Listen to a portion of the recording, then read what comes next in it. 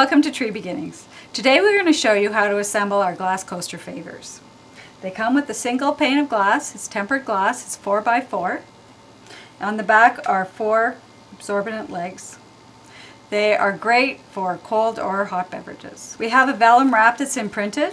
You get to pick a poem and you center it on the coaster, wrap it around to the back.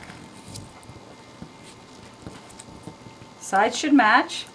And then you have a sticker, a round label that says thank you for sharing this special day. Take your sticker, then you center it on the back. It's the same width as the wrap. Thank you for sharing this special day. Front, it's beautiful. And then we recommend 3-inch easel stand for presentation. You can see how easy it is to put these glass coaster favors together. Exclusive design, beautiful on a reception table.